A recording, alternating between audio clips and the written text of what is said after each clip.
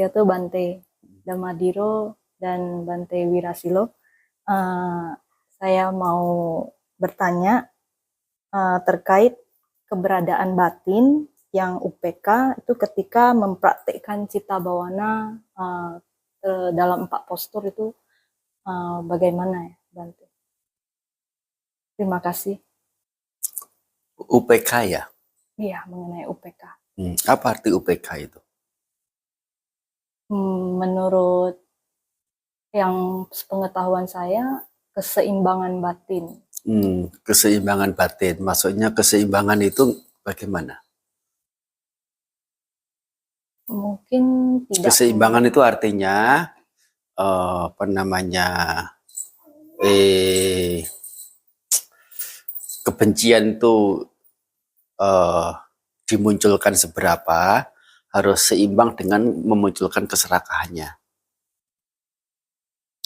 supaya seimbang.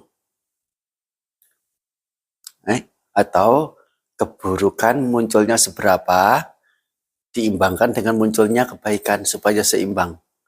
Nanti kalau terlalu banyak keburukan, terlalu sedikit kebaikan, nanti jomplang ke sisi berat, ke keburukan. Tapi kalau kebaikannya terlalu banyak, keburukannya terlalu sedikit, itu juga tidak seimbang, nanti jomplang. Begitu? Atau bagaimana maksudnya keseimbangan batin?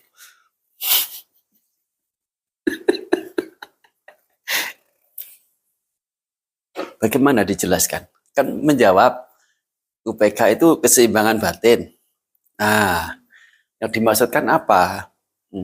Bisa enggak menjelaskan? Kurang paham, Bante. Belum paham. Kalau nggak pernah ditanya begitu,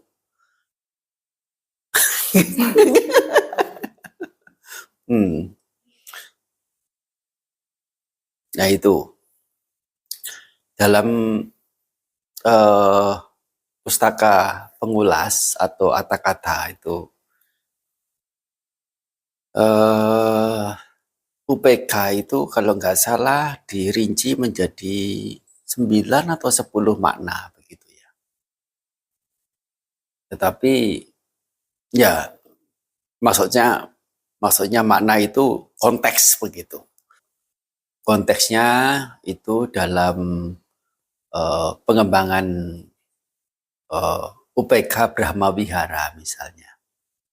Itu berbeda dari UPK dalam jana yang keempat itu.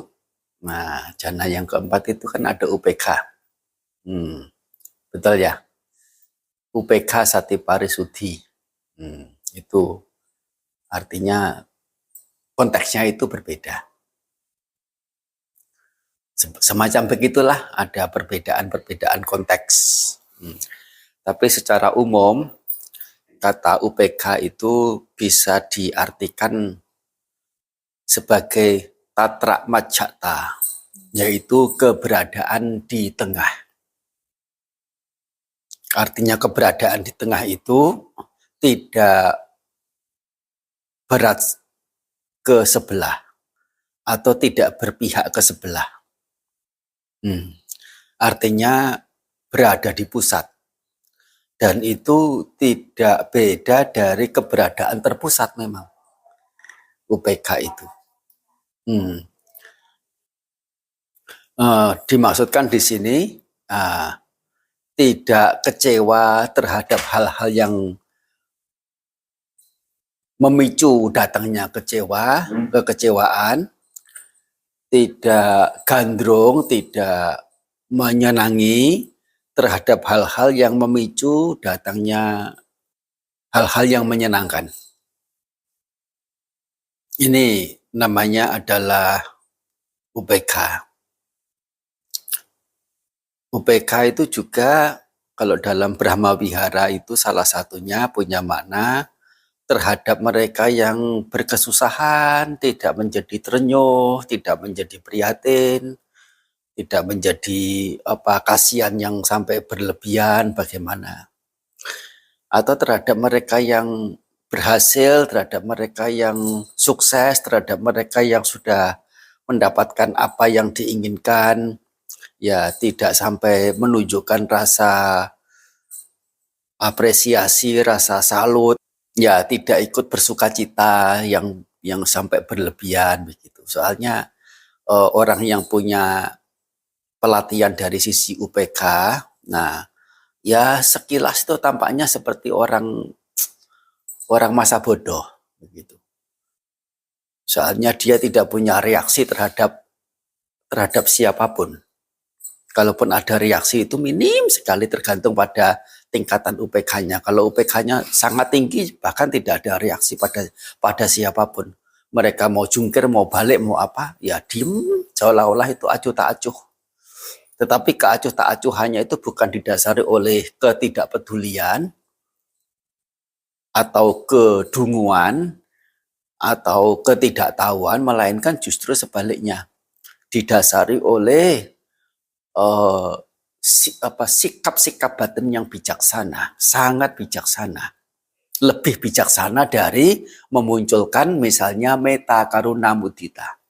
Jadi hanya tampak di luaran itu orangnya masa bodoh, orangnya acuh tak acuh, tapi dasar hatinya itu adalah kebijaksanaan, pengetahuan yang benar, pengetahuan yang jauh. Nah, balik pada UPK yang dalam meditasi. Meditasi mau berjalan, mau duduk, mau apa, semuanya itu adalah upaya dalam menyingkirkan hal-hal buruk dalam batin. Nah, itu namanya meditasi. Dan ini mesti dipegang. Dan harus dimengerti seperti ini. Kalau mau memahami meditasi menurut ajaran Sang Buddha. Mengapa? Nah, oleh karena itu ada pendefinisiannya. Apa itu yang disebut dengan samadhi? Tidak lain adalah proses dalam masuk jana 1, 2, 3, 4. Betul ya? Nah, proses untuk masuk jana pertama itu apa? Itu loh. Wiwicewa kamehi, wiwica aku salehi tamehi.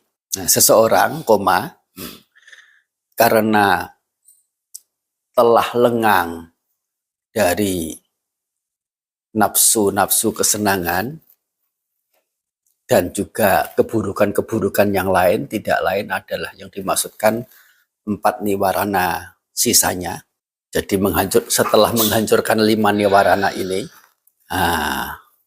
dilanjutkan dengan masuk ke dalam jana pertama yang disertai dengan piti dan suka, yang masih ada vitaka dan wicara yang muncul karena kelengangan itu. Nah, jadi maksudnya kelengangan itu kelengangan apa? Kelengangan dari hal-hal buruk itu tadi. Intinya apa? Bermeditasi adalah lengangnya upaya melengangkan batin dari hal-hal buruk. Kalau belum menyadari dalam proses meditasinya itu bagaimana keburukan bisa tersingkirkan, perlu diragukan yang dia praktekkan itu adalah meditasi dalam artian Buddhis. Jadi UPK di sini untuk singkatnya adalah keberadaan terpusat, tidak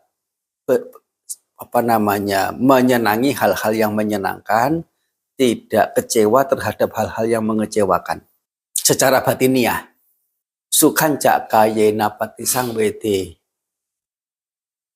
patisang wedeti,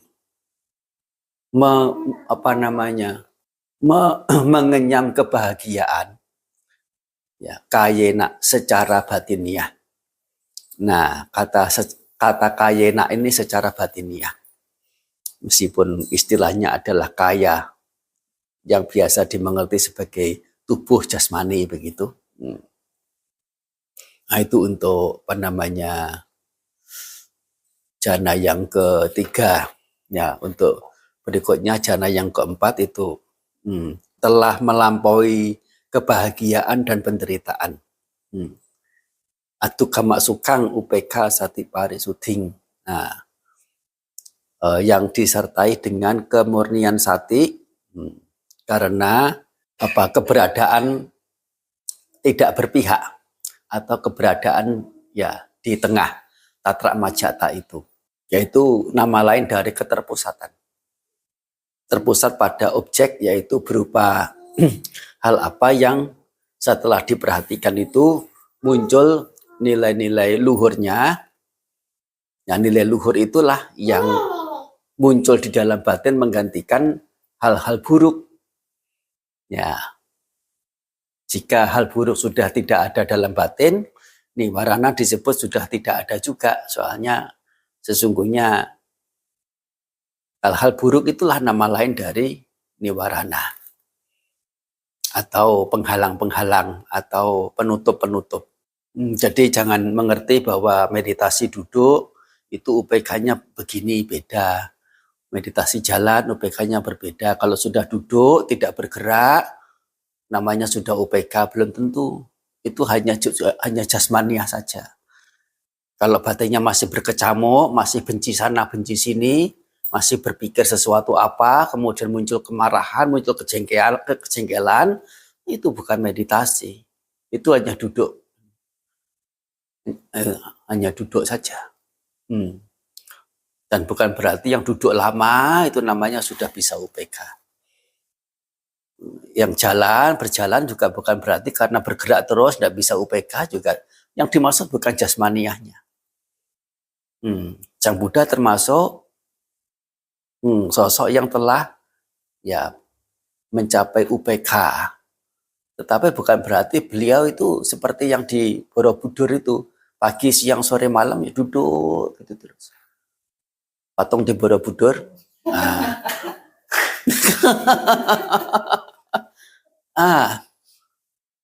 Beliau juga berbicara, beliau juga berinteraksi dengan orang, bersantap makan, pindah patah. Tapi beliau adalah orang yang punya disebut dengan apa itu tadi? Keseimbangan batin. Artinya apa? Tidak sampai terenyuh, terharu, prihatin sama orang yang susah dari sisi ekonomisnya atau sisi apanya, atau orang mendapatkan kejayaan dari sisi kemenangan peperangan atau mendapatkan keberhasilan dalam pekerjaan dan sebagainya, tidak terlalu berbunga-bunga dengan keberadaan seperti itu. Nah, termasuk juga ya tidak menyenangi hal-hal yang menyenangkan, termasuk tidak kecewa terhadap hal-hal yang mendatangkan kekecewaan. Ya, beliau bisa menanggapi, menyikapi apa yang datang pada diri beliau itu dengan tatra majata, dengan keberadaan tengah atau keberadaan terpusat, tidak berpihak ke kiri, ke kanan, ataupun kemana. Itu namanya punya UPK. Bukan dari sikap tubuhnya yang tenang, kemudian baru bisa UPK, sedangkan jalan itu tidak mungkin UPK, yaitu kita sudah salah arah untuk mengerti UPK. Dalam mengerti UPK. Sudah menjelaskan belum? Sudah Bante. Terima kasih ya Bante, Anmodana. Anmodana. Sapitiyo viwacantu